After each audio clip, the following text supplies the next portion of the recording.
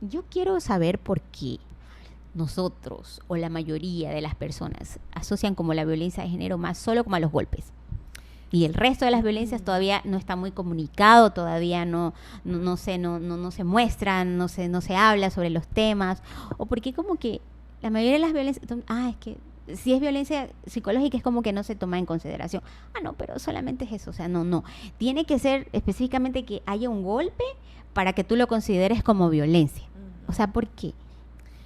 Bueno, esto viene de temas culturales, sociales, incluso históricos, ¿no?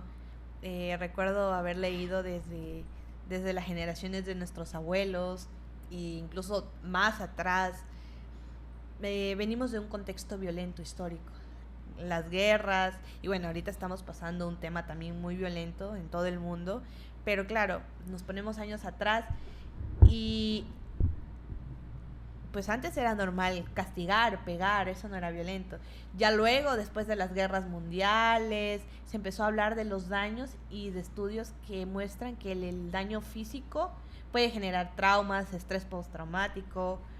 Entonces, se empezó como a evidenciar el tema de la violencia física sí nos deja una marca, Entonces, claro, tenemos ahora contemporáneamente esta situación donde ya se habla de violencia física y si hay golpes, esa relación no es sana.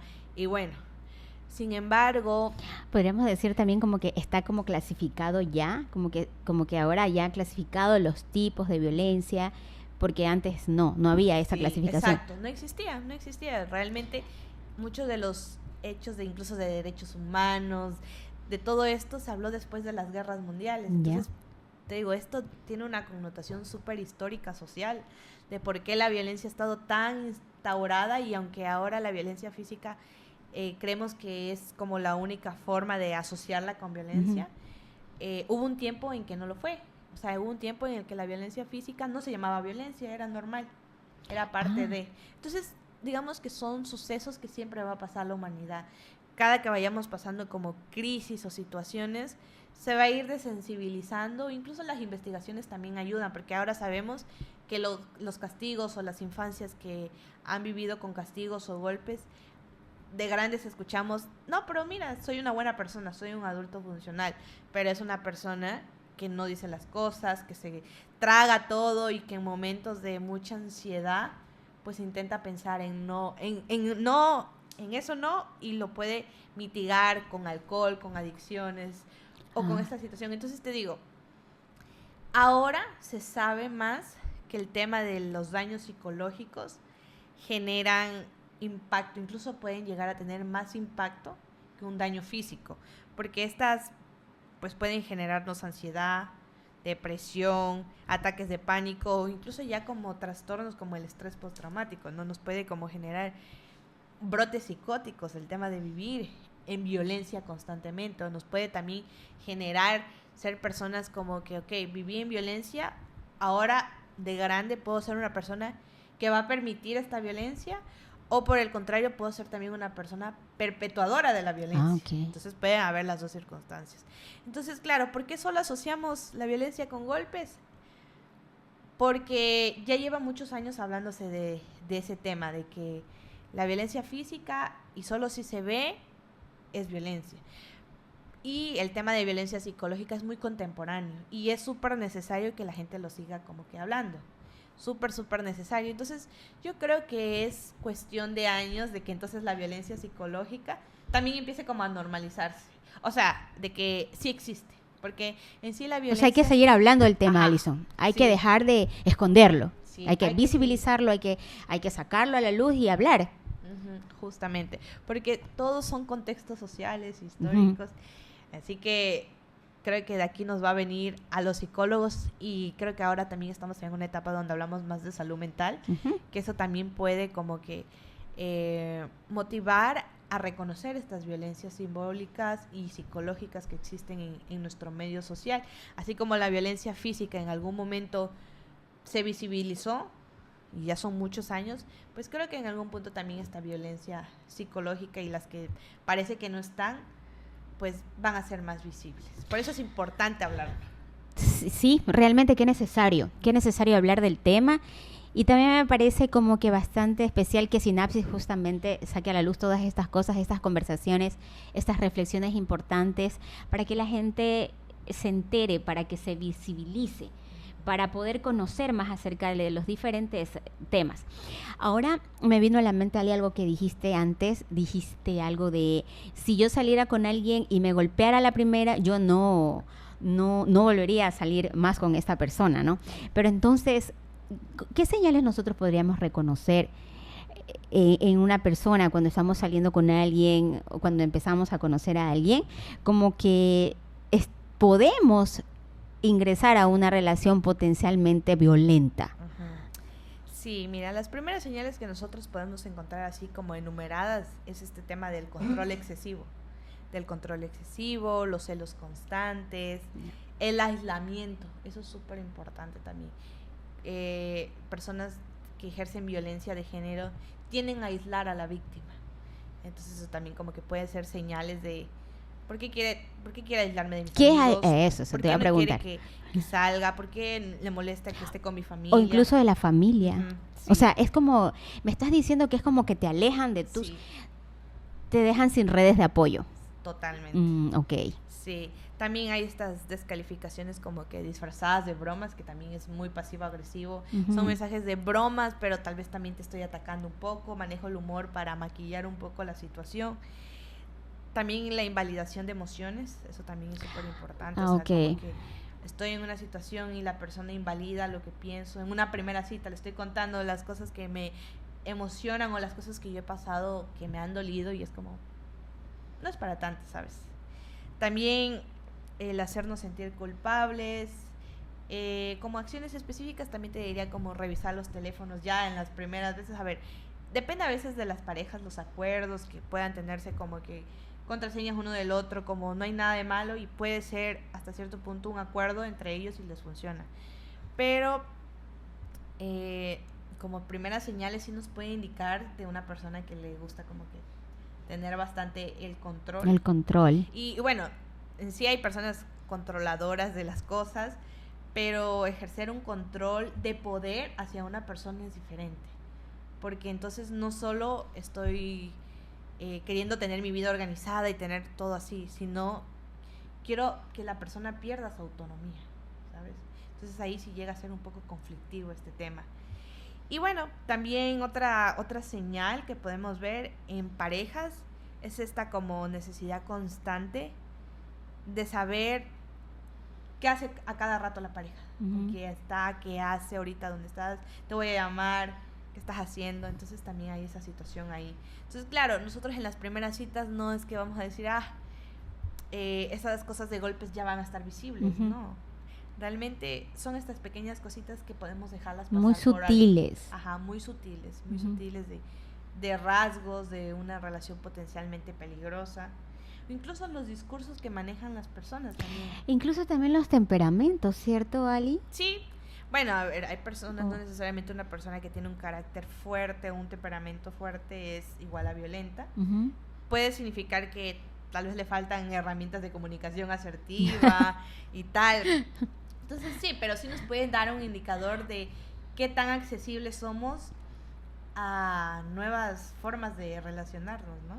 Y te digo, también algo que puede vernos mucho es los mensajes que las personas comparten. Si mi pareja o la persona con la que estoy saliendo comparte mensajes violentos o incluso de burlas a cosas que yo pienso, también pueden ser indicadores de esta relación creo que puede ser que no sea para mí, ¿sabes? O puede contradecir las cosas y generar en algún punto tantos desacuerdos que puede generar fricciones muy fuertes. O también como que te puede enseñar como que para ir descubriendo la clase de persona con la que estoy saliendo, ¿puede ser? Sí, también. Sí, justamente. Creo que ahí también conectamos con temas de valores, creencias que uno tiene y que tal vez son no negociables en una relación. Y por eso es súper importante también el tema de autoconocernos. ¿Qué cosas en mi vida? ¿Qué cosas estás dispuesto a tolerar y qué cosas no? Sí, exactamente. Bueno, también ahí se habla un poco mucho de los negociables, de los no negociables, ¿no? Bueno, ¿sabes qué? Sí puedo negociar con esto, pero no. Esto es innegociable, esto no. Entonces, sí, justamente, totalmente. O sea, es como... por ejemplo, no sé, para gente a veces es importante el tema del equipo de fútbol, que eso puede ser bueno, vamos a negociarlo, pero tal vez cosas no negociables a veces son los valores claro. con los que crecemos. O sea, yo no pudiera estar tal vez con una persona que para por ella ejemplo, está como... si yo soy una persona súper deshonesta y tú eres una persona honesta, ¿tú crees que eso podría funcionar?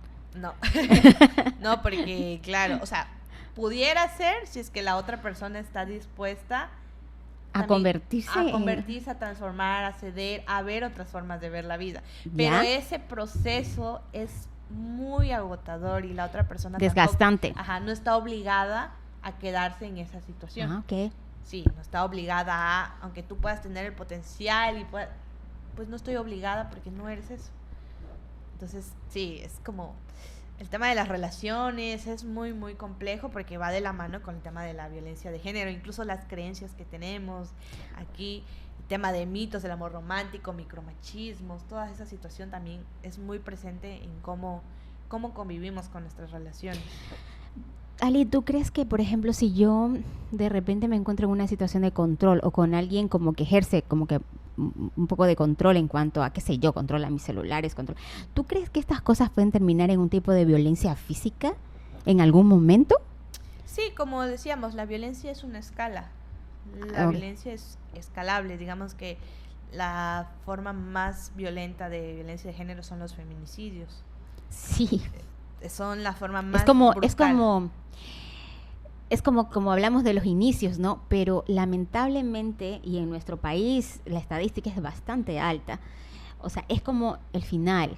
Sí. Es el final triste y que no debería pasar, pero realmente es como el final de ese ciclo de la violencia, por decirlo de alguna manera, si es que no aprendemos a identificar y si es que no estamos dispuestos como a salir de estas relaciones.